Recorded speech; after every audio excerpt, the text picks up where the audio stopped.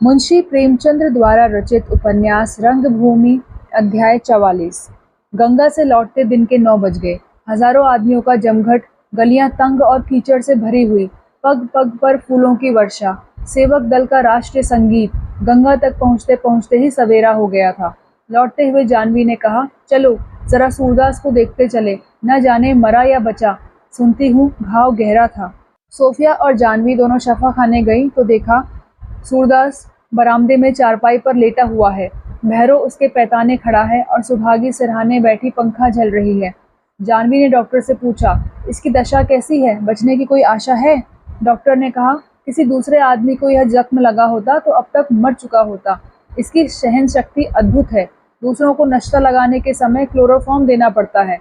इसके कंधे में 2 इंच गहरा और 2 इंच चौड़ा नश्तर दिया गया, पर इसने क्लोरोफॉर्म न लिया। गोली निकल आई है, लेकिन बच जाए तो कहें। सोफिया को एक रात की दारुण शोक वेदना ने इतना घुला दिया था कि पहचानना कठिन था। मानो कोई फूल मुरझा गया हो। गति मंद, मुख उदास, नेत्र बुझे हुए, मानो भूत जगत में नहीं विचार जगत में विचर रही है। आंखों को जितना रोना था रो चुकी थी, अब रोया रोया रो रहा था। उसने सूरदास के समीप जाकर कहा, सूरदास कैसा जी है? रानी जानवी आई हैं। सूरदास बोला, धन्य भाग, अच्छा हूँ। जानवी बोली, पीड़ा बहुत हो रही है? सूरदास बोला, कुछ कष्ट नहीं है, खेलते खेलते गिर पड़ा हूँ, चोट आ गई है, अच्छा हो जाऊंगा। उधर क्या हुआ, झोपड़ी बच्ची की नहीं? सोफी बोली, अभी तो नहीं गई है, लेकिन शायद अब ना रहे। हम तो विनय को गंगा की गोद में सौंपे चले आते हैं। सूरदास ने क्षीण स्वर में कहा, भगवान की मर्जी, वीरों का यही धर्म है, जो गरीबों के लिए जान लड़ा दे वही सच्चा वीर है। जानवी बोली, तुम साधु हो, ईश्वर से कहो विनय का फिर इसी देश में जन्म हो।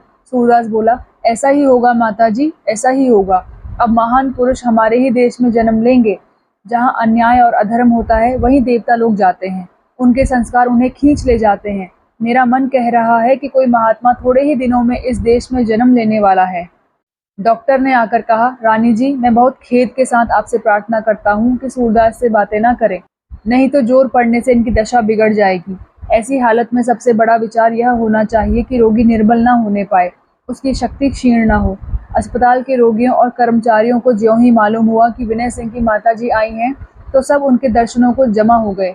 कितनों ने ही उनकी पदरज माथे पर चढ़ाई। यह सम्मान देखकर जानवी का हृदय गर्व से प्रफुल्लित हो गया। विहसित मुख से सबों को आशीर्वाद देकर यहाँ से चलने लगी तो सोफिया ने कहा, माताजी, आपकी आज्ञा हो तो मैं यहीं रह जाऊं। सूरदास की दशा चिंताजनक जान पड़ती है। इसकी बातों में वह तत्वज्ञान है जो मृत्यु की सूचना देता है। मैंने इसे होश में कभी आत्मज्ञान की ऐसी बातें करते नहीं सुना। रानी ने सोफी को गले लगाकर सहर्ष की आज्ञा दे दी। वास्तव में सोफिया सेवा भवन जाना ना चाहती थी। वहाँ की एक एक वस्तु, वहाँ के फूल पत्ते, यहाँ तक कि वहाँ की वायु भी विनय की याद दिलाएगी। जिस भवन में विनय के साथ रही, उसी में विनय के बिना रहने का ख्याल ही उसे तड़पाए देता था। रानी चली गई तो सोफिया एक मोढ़ा डालकर सूरदास की चरपाई के पास बैठ गई। सूरदास की आंखें बंद थी, पर मुख पर मनोहर शांति छाई हुई थी। सोफिया को आज विदित हुआ कि चित्त की शांति ही वास्तविक सौंदर्य है। सोफी को वहाँ बैठे बैठे सारा दिन गुजर गया। वह निर्जल, निराहार, मन मारे बैठी हुई सुखद स्मृतियों के स्वप्न देख रही थी, और जब आंखें भर आती थी तो आड़ में जाकर रुमाल से आंसू पोंछ आती थी। उसे अब सबसे तीव्र वेदना यही थी कि मैंने विनय की कोई इच्छा पूरी नहीं की, उनकी अभिलाषाओं को तृप्त न किया, उन्हें वंचित रखा। उनके प्रेमानुराग की स्मृति उसके हृदय को ऐसा मसोसती थी कि वह विकल होकर तड़पने लगती थी। संध्या हो गई थी। सोफिया लैंप के सामने बैठी हुई सूरदास को प्रभु मसीह का जीवन वृत्तांत सुना रही थी। सूरदास ऐसा तन्मय हो रहा था मानो उसे कोई कष्ट नहीं है। सहसा राजा महेंद्र कुमार आकर खड़े हो गए और सोफी की ओर हाथ बढ़ा दिया। सोफी ज्यों की त्यों बैठी रही, राजा साहब से हाथ मिलाने की चेष्टा न की। सूरदास ने पूछा, कौन है मिस साहब? सोफिया ने कहा, राजा महेंद्र कुमार हैं। सूरदास ने आदर भाव से उठना चाहा, पर सोफिया ने लिटा दिया और बोली, हिलो मत, नहीं तो घाव खुल जाएगा, आराम से पड़े रहो। सूरदास बोला, राजा साहब आए हैं, उनका इतना आदर भी ना करूं? मेरे ऐसे भाग्य तो हुए, कुछ बैठने को है? सोफिया बोली, हाँ, कुर्सी पर बैठ गए। राजा साहब ने पूछा, सूरदास कैसा जी है? सूरदास बोला, भगवान की दया है। राजा साहब जिन भावों को प्रकट करने यहाँ आए थे, वे सोफी के सामने उनके मुख से निकलते हुए सकुचा रहे थे। कुछ देर तक वे मौन रहे। अंत में बोले, सूरदास, मैं तुमसे अपनी भूलों की क्षमा मांगने आया हूँ। अगर मेरे वश की बात होती तो मैं आज अपने जीवन को तुम्हारे जीवन से बदल लेता। सूरदास बोला, सरकार ऐसी बात ना कहिए, आप राजा हैं, मैं रंक हूँ। आपने जो कुछ किया है दूसरों की भलाई के विचार से किया। मैंने जो कुछ किया अपना धर्म समझ कर किया। मेरे कारण आपको अपजस हुआ, कितने घर नाश हुए, यहाँ तक कि इंद्रदत्त और कुंवर विनय सिंह जैसे दो रतन जान से गए। पर अपना क्या बस है, हम तो खेल खेलते हैं, जीत हार तो भगवान के हाथ है। वह जैसा उचित जानते हैं करते हैं, बस नीयत ठीक होनी चाहिए।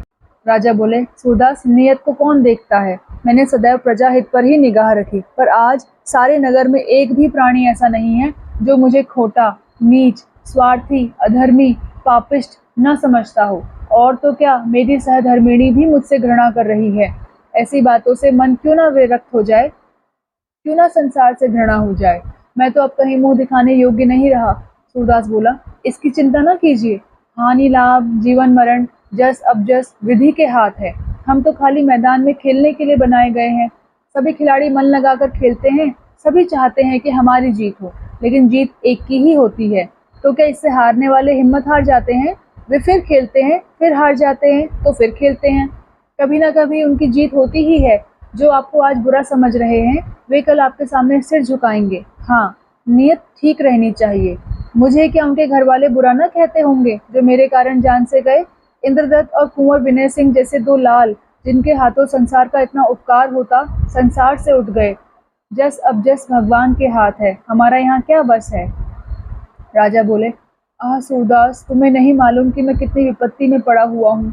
तुम्हें बुरा कहने वाले अगर 10-5 होंगे तो तुम्हारा जस गाने वाले असंख्य हैं। यहाँ तक कि हुक्काम भी तुम्हारी दृढ़ता और धैर्य का बखान कर रहे हैं। मैं तो दोनों ओर से गया, प्रजाद्रोही भी ठहरा और राजद्रोही भी। हुक्काम इस सारी दुर्व्यवस्था का अपराध मेरे ही सिर पर थोप रहे हैं। उनकी समझ में भी मैं अयोग्य, अदूरदर्शी और स्वार्थी हूँ। अब तो यही इच्छा होती है कि मुंह में कालिख लगाकर कहीं चला जाऊं। सूरदास बोला, नहीं नहीं राजा साहब, निराश होना खिलाड़ियों के धर्म के विरुद्ध है। अब की हार हुई तो फिर कभी जीत होगी। राजा बोले, मुझे तो विश्वास नहीं होता कि फिर कभी मेरा सम्मान होगा। मिस सेवक, आप मेरी दुर्बलता पर हंस रही होंगी, पर मैं बहुत दुखी हूँ। सोफिया ने अविश्वास भाव से कहा, जनता अत्यंत क्षमाशील होती है। अगर अब भी आप जनता को यह दिखा सकें कि इस दुर्घटना पर आपको दुख है, तो कदाचित प्रजा आपका फिर सम्मान करे। राजा ने अभी उत्तर न दिया था कि सूरदास बोल उठा, सरकार, नेकनामी और बदनामी बहुत आदमियों के हल्ला मचाने से नहीं होती। सच्ची नेकनामी अपने मन में होती है। अगर अपना मन बोले कि मैंने जो कुछ किया वही मुझे करना चाहिए था, इसके सिवा कोई दूसरी बात करना मेरे लिए उचित न था, तो वही नेकनामी है। अगर आपको इस मारकाट पर दुख है तो आपका धर्म है कि लाट साहब से इसकी लिखा पढ़ी करें। वह ना सुने तो जो उनसे बड़ा हाकिम हो उससे कहे सुने, और जब तक सरकार प्रजा के साथ न्याय ना करे दम ना ले। लेकिन अगर आप समझते हैं कि जो कुछ आपने किया वही आपका धर्म था, स्वार्थ के लोभ से आपने कोई बात नहीं की, तो आपको तनिक भी दुख ना करना चाहिए। सोफी ने पृथ्वी की ओर ताकते हुए कहा, राजपक्ष लेने वालों के लिए यह सिद्ध करना कठिन है कि वे स्वार्थ से मुक्त हैं। राजा बोले, मिस सेवक, मैं आपको सच्चे हृदय से विश्वास दिलाता हूँ कि मैंने अधिकारियों के हाथों सम्मान और प्रतिष्ठा पाने के लिए उनका पक्ष ग्रहण नहीं किया, और पद का लोभ तो मुझे कभी रहा ही नहीं। मैं स्वयं नहीं कह सकता कि वह कौन सी बात थी जिसने मुझे सरकार की ओर खींचा। संभव है अनिष्ट का भय हो, या केवल ठकुर सुहाती, पर मेरा कोई स्वार्थ नहीं था। संभव है मैं उस समाज की आलोचना, उसके कुटिल कटाक्ष और उसके व्यंग से डरा हूँ। मैं स्वयं इसका निश्चय नहीं कर सकता। मेरी धारणा थी कि सरकार का कृपा पात्र बनकर प्रजा का जितना हित कर सकता हूँ, उतना उसका द्वेषी बनकर नहीं कर सकता। पर आज मुझे मालूम हुआ कि वहाँ भलाई होने की जितनी आशा है, उससे कहीं अधिक बुराई होने का भय है। यश और कीर्ति का मार्ग वही है जो सूरदास ने ग्रहण किया। सूरदास, आशीर्वाद दो कि ईश्वर मुझे सतपथ पर चलने की शक्ति प्रदान करें। आकाश पर बादल मंडरा रहे थे। सूरदास निद्रा में मग्न था। इतनी बातों से उसे थकावट आ गई थी। सुभागी एक टाट का टुकड़ा लिए आई और सूरदास के पैताने बिछाकर लेटी रही। शफा खाने के कर्मचारी चले गए। चारों ओर सन्नाटा छा गया। सोफी गाड़ी का इंतजार कर रही थी। 10 बजते होंगे। रानी जी शायद गाड़ी भेजना भूल गई। उन्होंने शाम को ही गाड़ी भेजने का वादा किया था। कैसे जाऊं? क्या हरज है, यहीं बैठी रहूं? वहाँ रोने के सिवा और क्या करूंगी? आह, मैंने विनय का सर्वनाश कर दिया। मेरे ही कारण वह 2 बार कर्तव्य मार्ग से विचलित हुए। मेरे ही कारण उनकी जान पर बनी। अब वह मोहिनी मूर्ति देखने को तरस जाऊंगी। जानती हूँ कि हमारा फिर संयोग होगा, लेकिन नहीं जानती कब। उसे वे दिन याद आए जब भीलों के गांव में इसी समय वह द्वार पर बैठी उनकी राह जोहा करती थी, और वह कंबल ओढ़े, नंगे सिर नंगे पैर, हाथ में एक लकड़ी लिए आते थे और मुस्कुराकर पूछते थे, मुझे देर तो नहीं हो गई। वह दिन याद आया जब राजपुताना जाते समय विनय ने उनकी ओर आतुर किंतु निराश नेत्रों से देखा था। आह! वह दिन याद आया जब उसकी ओर ताकने के लिए रानी जी ने उन्हें तीव्र नेत्रों से देखा था और वह सिर झुकाए बाहर चले गए थे। सोफी शोक से विह्वल हो गई। जैसे हवा के झोंके धरती पर बैठी हुई धूल को उठा देते हैं, उसी प्रकार इस नीरव निशा ने उसकी स्मृतियों को जागृत कर दिया। सारा हृदय क्षेत्र स्मृतिमय हो गया। वह बेचैन हो गई, कुर्सी से उठकर टहलने लगी। जी न जाने क्या चाहता था, कहीं उड़ जाऊं, मर जाऊं, कहाँ तक मन को समझाऊं, कहाँ तक सब्र करूं। अब ना समझाऊंगी, रोऊंगी, तड़पूंगी, खूब जी भरकर। वह जो मुझ पर प्राण देता था संसार से उठ जाए और मैं अपने को समझाऊं कि अब रोने से क्या होगा। मैं रोऊंगी, इतना रोऊंगी कि आंखें फूट जाएंगी, हृदय रक्त आंखों के रास्ते निकलने लगेगा, कंठ बैठ जाएगा। आंखों को अब करना ही क्या है, वे क्या देखकर कृतार्थ होंगी। हृदय रक्त अब प्रवाहित होकर क्या करेगा। इतने में किसी की आहट सुनाई दी। मिठुआ और भैरव बरामदे में आए। मिठुआ ने सोफी को सलाम किया और सूरदास की चारपाई के पास आकर खड़ा हो गया। सूरदास ने चौंक कर पूछा, कौन है भैरव? मिठुआ बोला, दादा मैं हूँ। सूरदास बोला, बहुत अच्छे आए बेटा, तुमसे भेंट हो गई, इतनी देर क्यों हुई? मिठुआ बोला, क्या करूं दादा, बड़े बाबू से सांझ से छुट्टी मांग रहा था, मगर एक ना एक काम लगा देते थे। डाउन नंबर 3 को निकाला, अप नंबर 1 को निकाला, फिर पार्सल गाड़ी आई, उस पर माल लदवाया, डाउन नंबर 30 को निकाल कर तब आने पाया हूँ। इससे तो कुली था। तभी अच्छा था कि जब जी चाहता था जाता था, जब चाहता था आता था, कोई रोकने वाला ना था। अब तो नहाने खाने की फुर्सत नहीं मिलती।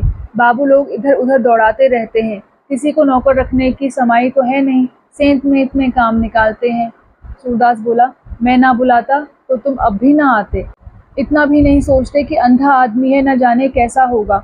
चलकर जरा हालचाल पूछता आऊं। तुमको इसलिए बुलाया है कि मैं मर जाऊं तो मेरा क्रियाकर्म करना, अपने हाथों से पिंडदान देना, बिरादरी को भोज देना और हो सके तो गया कर आना। बोलो इतना करोगे? भैरव बोला, भैया तुम इसकी चिंता मत करो, तुम्हारा क्रियाक्रम इतनी धूमधाम से होगा कि बिरादरी में कभी किसी का ना हुआ होगा। सूरदास बोला, धूमधाम से नाम तो होगा, मगर मुझे पहुंचेगा तो वही जो मिठुआ देगा। मिठुआ बोला, दादा मेरी नंगा झोली ले लो, जो मेरे पास ढीला भी हो, खाने भर को तो होता ही नहीं, बचेगा क्या? सूरदास बोला, अरे तो क्या तुम मेरा क्रियाक्रम भी ना करोगे? मिठुआ बोला, कैसे करूंगा दादा, कुछ पल्ले पास हो तब ना। सूरदास बोला, तो तुमने यह आसरा भी तोड़ दिया। मेरे भाग में तुम्हारी कमाई न जीते जी बदी थी, न मरने के पीछे। मिठुआ बोला, दादा अब मुंह ना खुलवाओ, पर्दा ढका रहने दो। मुझे चौपट करके मरे जाते हो, उस पर कहते हो मेरा क्रियाकर्म कर देना, गया बराग कर देना। हमारी 10 बीघे मौरूसी जमीन थी कि नहीं, उसका मुआवजा 2 पैसा 4 पैसा कुछ तुमको मिला कि नहीं? उसमें से मेरे हाथ क्या लगा? घर में भी मेरा कुछ हिस्सा होता है या नहीं? हाकिमों से बैर ना ठानते तो उस घर के 100 से कम ना मिलते। पंडा जी ने कैसे 5,000 मार लिए? है उनका घर 5,000 का? दरवाजे पर मेरे हाथ के लगाए 2 नीम के पेड़ थे, क्या वे 5-5 रुपए में भी महंगे थे? मुझे तो तुमने मटिया मेट कर दिया, कहीं का ना रखा। दुनिया भर के लिए अच्छे होंगे, मेरी गर्दन पर तो तुमने छुरी फेर दी, हलाल कर डाला। मुझे भी तो अभी ब्याह सगाई करनी है, घर द्वार बनवाना है, क्रियाकर्म करने बैठूं तो इसके लिए कहाँ से रुपए लाऊंगा? कमाई में तुम्हारे शक नहीं, मगर कुछ उड़ाया कुछ जलाया, और अब मुझे बिना छां के छोड़े चले जाते हो। बैठने का ठिकाना भी नहीं। अब तक मैं चुप था, नाबालिग था, अब तो मेरे भी हाथ पांव हुए। देखता हूँ मेरी जमीन का मुआवजा कैसे नहीं मिलता। साहब लखपति होंगे, अपने घर के होंगे, मेरा हिस्सा कैसे दबा लेंगे? घर में भी मेरा हिस्सा होता है। तो झांक कर बोला, मिस साहब फाटक पर खड़ी हैं, घर क्यों नहीं जाती? और सुन ही लेंगी तो मुझे क्या डर? साहब ने सीधे से दिया तो दिया, नहीं तो फिर मेरे मन में भी जो आएगा करूंगा। 1 से 2 जाने तो होंगी नहीं, मगर हाँ उन्हें भी मालूम हो जाएगा कि किसी का हक छीन लेना दिल्लगी नहीं है। सूरदास भौचक्का सा रह गया। उसे स्वप्न में भी ना सूझा था कि मिठुआ के मुंह से मुझे कभी ऐसी कठोर बातें सुनने पड़ेंगी। उसे अत्यंत दुख हुआ, विशेष इसलिए कि ये बातें उस समय कही गई थी जब वह शांति और सांत्वना का भूखा था, जब यह आकांक्षा थी कि मेरे आत्मीय जन मेरे पास बैठे हुए मेरे कष्ट निवारण का उपाय करते होते। यही समय होता है जब मनुष्य को अपना कीर्तिगान सुनने की इच्छा होती है, जब उसका जीर्ण हृदय बालकों की भांति गोद में बैठने के लिए, प्यार के लिए, मान के लिए, शुश्रूषा के लिए ललचाता है। जिसे उसने बाल्यावस्था से बेटे की तरह पाला, जिसके लिए उसने न जाने क्या क्या कष्ट सहे, वह अंत समय आकर उससे अपने हिस्से का दावा कर रहा था। आंखों से आंसू निकल आए। बोला, बेटा मेरी भूल थी कि तुमसे क्रियाकर्म करने को कहा। तुम कुछ मत करना, चाहे मैं पिंडदान और जल के बिना रह जाऊं, पर यह उससे कहीं अच्छा है कि तुम साहब से अपना मुआवजा मांगो। मैं नहीं जानता था कि तुम इतना कानून पढ़ गए हो, नहीं तो पैसे पैसे का हिसाब लिखता जाता। मिठुआ बोला, मैं अपने मुआवजे का दावा जरूर करूंगा, चाहे साहब दे, चाहे सरकार दे, चाहे काला चोर दे, मुझे तो अपने रुपए से काम है। सूरदास बोला, हाँ सरकार भले ही दे दे, साहब से कोई मतलब नहीं। मिठुआ बोला, मैं तो साहब से लूंगा, वह चाहे जिससे दिलवाए। न दिलाएंगे तो जो कुछ मुझसे हो सकेगा करूंगा। साहब कुछ लाट तो है नहीं, मेरी जायदाद उन्हें हजम ना होने पाएगी। तुमको उसका क्या कलक था? सोचा होगा कौन मेरा बेटा बैठा हुआ है, चुपके से बैठे रहे। मैं चुपके बैठने वाला नहीं हूँ। सूरदास बोला, मिट्ठू क्यों मेरा दिल दुखाते हो? उस जमीन के लिए मैंने कौन सी बात उठा रखी? घर के लिए तो प्राण तक दे दिए, अब और मेरे किए क्या हो सकता था? लेकिन भला बताओ तो, तुम साहब से कैसे रुपए ले लोगे? अदालत में तो तुम उनसे ले नहीं सकते, रुपए वाले हैं और अदालत रुपए वालों की है। हारेंगे भी तो तुम्हें बिगाड़ देंगे। फिर तुम्हारी जमीन सरकार ने ज़ाब्ते से ली है, तुम्हारा दावा साहब पर चलेगा कैसे?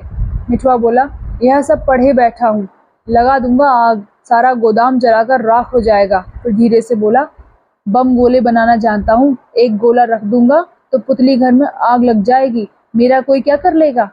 सूरदास बोला, भैरव सुनते हो इसकी बातें, जरा तुम ही समझाओ। भैरव बोला, मैं तो रास्ते भर समझाता आ रहा हूँ, सुनता ही नहीं। सूरदास बोला, तो फिर मैं साहब से कह दूंगा कि इससे होशियार रहें। मिठुआ बोला, तुमको गऊ मारने की हत्या लगे अगर तुम साहब या किसी और से इस बात की चर्चा तक करो। अगर मैं पकड़ा गया तो तुम ही को उसका पाप लगेगा। जीते जी मेरा बुरा चेता, मरने के बाद कांटा बोना चाहते हो, तुम्हारा मुंह देखना पाप है। यह कहकर मिठुआ क्रोध से भरा हुआ चला गया। भैरव रोकता ही रहा पर उसने ना माना। सूरदास आधे घंटे तक मूर्छावस्था में पड़ा रहा। इस आघात का घाव गोली से भी घातक था। मिठुआ की कुटिलता, उसके परिणाम का भय, अपना उत्तरदायित्व, साहब को सचेत कर देने का कर्तव्य, यह पहाड़ सी कसम, निकलने का कहीं रास्ता नहीं। चारों ओर से बंधा हुआ इसी असमंजस में पड़ा हुआ था कि मिस्टर जॉन सेवक आए। सोफिया भी उनके साथ फाटक से चली। सोफी ने दूर से ही कहा, सूरदास पापा तुमसे मिलने आए हैं। वास्तव में मिस्टर सेवक सूरदास से मिलने नहीं आए थे, सोफी से संवेदना प्रकट करने का शिष्टाचार करना था। दिन भर अवकाश न मिला। मिल से 9 बजे चले तो याद आई। सेवक भवन गए, वहां मालूम हुआ कि सोफिया शफा खाने में है। गाड़ी इधर फेर दी। सोफिया रानी जानवी की गाड़ी की प्रतीक्षा कर रही थी। उसे ध्यान भी न था कि पापा आते होंगे। उन्हें देखकर रोने लगी। पापा को मुझसे प्रेम है, इसका उसे हमेशा विश्वास रहा और यह बात यथार्थ थी। मिस्टर सेवक को सोफिया की याद आती रहती थी। व्यवसाय में व्यस्त रहने पर भी सोफिया की तरफ से वह निश्चिंत न थे। अपनी पत्नी से मजबूर थे, जिसका उनके ऊपर पूरा आधिपत्य था। सोफी को रोते देखकर दयाद्र हो गए, गले से लगा लिया और तस्कीन देने लगे। उन्हें बार बार यह कारखाना खोलने पर अफसोस होता था, जो असाध्य रोग की भांति उनके गले पड़ गया था। इसके कारण पारिवारिक शांति में विघ्न पड़ा। सारा कुनबा 3-13 हो गया। शहर में बदनामी हुई, सारा सम्मान मिट्टी में मिल गया। घर के हजारों रुपए खर्च हो गए और अभी तक नफे की कोई आशा नहीं। अब कारीगर और कुली भी काम छोड़ छोड़कर अपने घर भाग जा रहे हैं। उधर शहर और प्रांत में इस कारखाने के विरुद्ध आंदोलन किया जा रहा है। प्रभु सेवक का ग्रह त्याग दीपक की भांति हृदय को जलाता रहता था। न जाने खुदा को क्या मंजूर है। मिस्टर सेवक कोई आधे घंटे तक सोफिया से अपनी विपत्ति कथा कहते रहे। अंत में बोले, सोफी तुम्हारी मम्मा को यह संबंध पसंद न था, पर मुझे कोई आपत्ति न थी। तुम और विनय सिंह जैसा पुत्र या दामाद पाकर ऐसा कौन है जो अपने को भाग्यवान ना समझता। धर्म विरुद्ध होने की मुझे जरा भी परवाह न थी। धर्म हमारी रक्षा और कल्याण के लिए है। अगर वह हमारी आत्मा को शांति और देह को सुख नहीं प्रदान कर सकता, तो मैं उसे पुराने कोट की भांति उतार फेंकना पसंद करूंगा। जो धर्म हमारी आत्मा का बंधन हो जाए, उससे जितनी जल्द हम अपना गला छुड़ा लें उतना ही अच्छा। मुझे हमेशा इसका दुख रहेगा कि परोक्ष या अपरोक्ष रीति से मैं तुम्हारा द्रोही हुआ। अगर मुझे जरा भी मालूम होता कि यह विवाद इतना भयंकर हो जाएगा और इसका इतना भीषण परिणाम होगा, तो मैं उस गांव पर कब्जा करने का नाम भी न लेता। मैंने समझा था कि गांव वाले कुछ विरोध करेंगे, लेकिन धमकाने से ठीक हो जाएंगे। यह न जानता था कि समर ठन जाएगा और उसमें मेरी ही पराजय होगी। यह क्या बात है सोफी कि आज रानी जानवी ने मुझसे बड़ी शिष्टता और विनय का व्यवहार किया। मैं तो चाहता था कि बाहर से ही तुम्हें बुला लूं, लेकिन दरबार ने रानी जी से कह दिया और वह तुरंत बाहर निकल आई। मैं लज्जा और ग्लानि से गढ़ा जाता था और वह हंस हंस कर बातें कर रही थी। बड़ा विशाल हृदय है, पहले का सा गुरूर नाम को ना था। सोफी, विनय सिंह की अकाल मृत्यु पर किसे दुख न होगा, पर उनके आत्मसमर्पण ने सैकड़ों जान बचा ली, नहीं तो जनता आग में कूदने को तैयार थी। घोर अनर्थ हो जाता। मिस्टर क्लार्क ने सूरदास पर गोली तो चला दी थी, पर जनता का रुख देखकर सहमे जाते थे कि न जाने क्या हो। वीर आत्मा पुरुष था, बड़ा ही दिलेर। इस प्रकार सोफिया को परितोष देने के बाद मिस्टर सेवक ने उससे घर चलने के लिए आग्रह किया। सोफी ने टाल कर कहा, पापा, इस समय मुझे क्षमा कीजिए, सूरदास की हालत बहुत नाजुक है। मेरे रहने से डॉक्टर और अन्य कर्मचारी विशेष ध्यान देते हैं। मैं न रहूंगी तो कोई उसे पूछेगा भी नहीं। आइए जरा देखिए, आपको आश्चर्य होगा कि इस हालत में भी वह कितना चैतन्य है और कितनी अक्लमंदी की बातें करता है। मुझे तो वह मानव देह में कोई फरिश्ता मालूम होता है। सेवक बोले, मेरे जाने से उसे रंज तो ना होगा? सोफिया बोली, कदापि नहीं पापा, इसका विचार ही मन में ना लाइए। उसके हृदय में द्वेष और मालिन्य की गंध तक नहीं है। दोनों प्राणी सूरदास के पास गए तो वह मन संताप से विकल हो रहा था। मिस्टर सेवक बोले, सूरदास, कैसी तबीयत है? सूरदास बोला, साहब सलाम, बहुत अच्छा हूँ, मेरे धन्य भाग, मैं मरते मरते बड़ा आदमी हो जाऊंगा। सेवक बोले, नहीं नहीं सूरदास, ऐसी बातें ना करो, तुम बहुत जल्द अच्छे हो जाओगे। सूरदास हंसकर बोला, अब जीकर क्या करूंगा, इस समय मरूंगा तो वैकुंठ पाऊंगा, फिर न जाने क्या हो। जैसे खेत कटने का एक समय है, उसी तरह मरने का भी एक समय होता है। पक जाने पर खेत ना कटे तो नाज सड़ जाएगा, मेरी भी वही दशा होगी। मैं भी कई आदमियों को जानता हूँ जो आज से 10 बरस पहले मरते तो लोग उनका जस गाते, आज उनकी निंदा हो रही है। सेवक बोला, मेरे हाथों तुम्हारा बड़ा अहित हुआ, इसके लिए मुझे क्षमा करना। सूरदास बोला, मेरा तो आपने कोई अहित नहीं किया, मुझ में और आप में दुश्मनी ही कौन सी थी। हम और आप आमने सामने की पालियों में खेले, आपने भरसक जोर लगाया, मैंने भी भरसक जोर लगाया। जिसको जीतना था जीता, जिसको हारना था हारा। खिलाड़ियों में बैर नहीं होता। खेल में रोते तो लड़कों को भी लाज आती है। खेल में चोट लग जाए, चाहे जान निकल जाए, पर बैर भाव ना आना चाहिए। मुझे आपसे कोई शिकायत नहीं है। सेवक बोले, सूरदास, अगर इस तत्व को, जीवन के इस रहस्य को मैं भी तुम्हारी भांति समझ सकता तो आज यह नौबत ना आती। मुझे याद है, तुमने एक बार मेरे कारखाने को आग से बचाया था। मैं तुम्हारी जगह होता तो शायद आग में और तेल डाल देता। तुम इस संग्राम में निपुण हो सूरदास, मैं तुम्हारे आगे निरा बालक हूँ। लोकमत के अनुसार मैं जीता और तुम हारे, पर मैं जीत कर भी दुखी हूँ और तुम हार कर भी सुखी हूँ। तुम्हारे नाम की पूजा हो रही है, मेरी प्रतिमा बनाकर लोग जला रहे हैं। मैं धन, मान, प्रतिष्ठा रखते हुए भी तुमसे सम्मुख होकर न लड़ सका, सरकार की आड़ से लड़ा। मुझे जब अवसर मिला, मैंने तुम्हारे ऊपर कुटिल आघात किया, इसका मुझे खेद है। मरणासन मनुष्य का वे लोग भी स्वच्छंद होकर कीर्तिगान करते हैं जिनका जीवन उससे बैर साधने में ही कटा हो, क्योंकि अब उससे किसी हानि की शंका नहीं होती। सूरदास ने उदार भाव से कहा, नहीं साहब, आपने मेरे साथ कोई अन्याय नहीं किया। धूर्तता तो निर्बलों का हथियार है, बलवान कभी नीच नहीं होता। सेवक बोले, हाँ सूरदास, होना वही चाहिए जो तुम कहते हो, पर ऐसा होता नहीं। मैंने नीति का कभी पालन नहीं किया। मैं संसार को क्रीड़ा क्षेत्र नहीं, संग्राम क्षेत्र समझता रहा, और युद्ध में छल, कपट, गुप्त आघात सभी कुछ किया जाता है। धर्म युद्ध के दिन अब नहीं रहे। सूरदास ने इसका कुछ उत्तर न दिया। वह सोच रहा था कि मिठुआ की बात साहब से कह दूं या नहीं। उसने कड़ी कसम रखाई है, पर कह देना ही उचित है। लौंडा हठी और कुचाली है, उस पर घीसू का साथ, कोई न कोई अनीति अवश्य करेगा। कसम रखा देने से तो मुझे हत्या लगती नहीं। कहीं कुछ नटखटी कर बैठा तो साहब समझेंगे अंधे ने मरने के बाद भी बैर निभाया। बोला, साहब, आपसे एक बात कहना चाहता हूँ। जॉन सेवक बोले, कहो, शौक से कहो। सूरदास ने संक्षिप्त रूप से मिठुआ की अनर्गल बातें मिस्टर सेवक से कह सुनाई और अंत में बोला, मेरी आपसे इतनी ही विनती है कि उस पर कड़ी निगाह रखिएगा। अगर अवसर पा गया तो चूकने वाला नहीं है। तब आपको भी उस पर क्रोध आ ही जाएगा और आप उसे दंड देने का उपाय सोचेंगे। मैं इन दोनों बातों में से एक भी नहीं चाहता। प्रभु सेवक अन्य धनी पुरुषों की भांति बदमाशों से बहुत डरते थे। सशंक होकर बोले, सूरदास, तुमने मुझे होशियार कर दिया, इसके लिए तुम्हारा कृतज्ञ हूँ। मुझ में और तुम में यही अंतर है। मैं तुम्हें कभी यूँ सचेत ना करता। किसी दूसरे के हाथों तुम्हारी गर्दन कटते देखकर भी कदाचित मेरे मन में दया न आती। कसाई भी सदय और निर्दय हो सकते हैं। हम लोग द्वेष में निर्दय कसाइयों से भी बढ़ जाते हैं।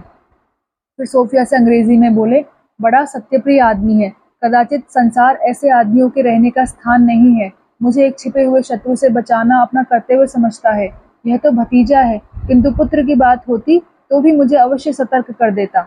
सोफिया बोली, मुझे तो अब विश्वास होता है कि शिक्षा धूर्तों की सृष्टा है, प्रकृति सत्पुरुषों की। जॉन सेवक को यह बात कुछ रुचिकर न लगी। शिक्षा की इतनी निंदा उन्हें असह्य थी। बोले, सूरदास, मेरे योग्य कोई और सेवा हो तो बताओ। सूरदास बोला, कहने की हिम्मत नहीं पड़ती। सेवक बोले, नहीं नहीं, जो कुछ कहना चाहते हो निसंकोच होकर कहो। सूरदास बोले, ताहिर अली को फिर नौकर रख लीजिएगा, उसके बाल बच्चे बड़े कष्ट में हैं। जॉन सेवक बोले, सूरदास, मुझे अत्यंत खेद है कि मैं तुम्हारे आदेश का पालन न कर सकूंगा। किसी नियत के बुरे आदमी को आश्रय देना मेरे नियम के विरुद्ध है। मुझे तुम्हारी बात न मानने का बहुत खेद है, पर यह मेरे जीवन का एक प्रधान सिद्धांत है और उसे तोड़ नहीं सकता।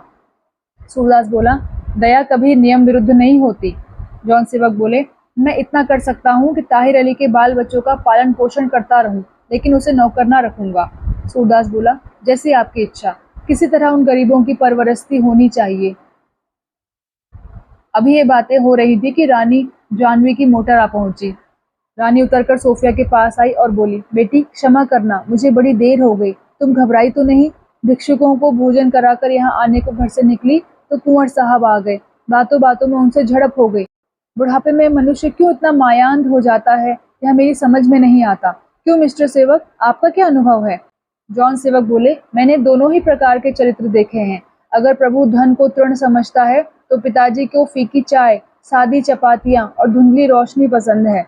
इसके प्रतिकूल डॉक्टर गांगुली हैं कि जिनकी आमदनी खर्च के लिए काफी नहीं होती, और राजा महेंद्र कुमार सिंह, जिनके यहाँ धेले तक का हिसाब लिखा जाता है। यों बातें करते हुए लोग मोटरों की तरफ चले। मिस्टर सेवक तो अपने बंगले पर गए। सोफिया रानी के साथ सेवा भवन गई।